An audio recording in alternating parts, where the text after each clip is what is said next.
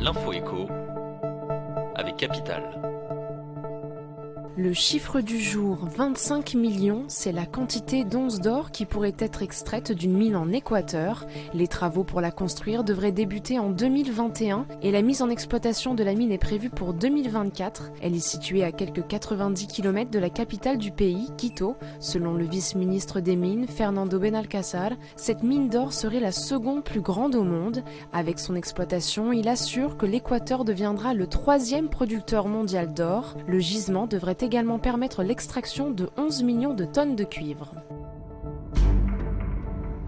Le coup de gueule du jour est poussé par l'association de défense de l'environnement Robin des Bois. Celle-ci demande à ce que l'autorité de sûreté nucléaire soit sollicitée avant que les déchets du Concorde, qui s'est écrasé le 25 juillet 2000, ne disparaissent. Les scellés judiciaires du crash sont stockés depuis des années dans un entrepôt du Val d'Oise. Leur propriétaire, le ministère de la Justice, souhaite s'en débarrasser et a donc lancé un appel d'offres dont le candidat retenu devrait être annoncé d'ici 10 jours. Celui-ci devra toutefois faire diagnostiquer ces déchets avant d'en disposer, en raison de l'amiante et de la radioactivité probable de certains éléments.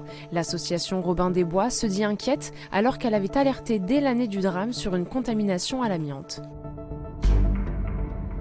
Départ en série à la mairie de Marseille, plusieurs chargés de mission auprès du cabinet de Jean-Claude Gaudin vont quitter leur poste à la fin du mois, selon la presse locale. En toile de fond, une enquête du parquet national financier pour faux, usage de faux et détournement de fonds publics. Le parquet a ordonné des perquisitions en mai dernier à la direction générale du personnel de la ville de Marseille et au domicile de certains de ses chargés de mission. La justice s'intéresse au contrat de travail des membres du cabinet du maire, des fonctionnaires en poste qui semblent avoir depuis longtemps dépassé l'âge obligatoire de départ à la retraite.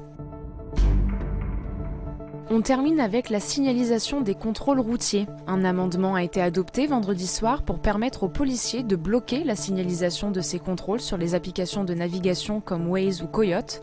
Les policiers pourront désormais devenir invisibles sur ces applications dans des cas d'alerte enlèvement, d'opérations antiterroristes ou de contrôle d'alcoolémie. L'interdiction sera toutefois temporaire et dans un périmètre bien délimité. Les exploitants des applications qui ne respecteraient pas la mesure seront passibles de 30 000 € d'amende et de 2 ans d'emprisonnement. C'était l'info écho avec Capital.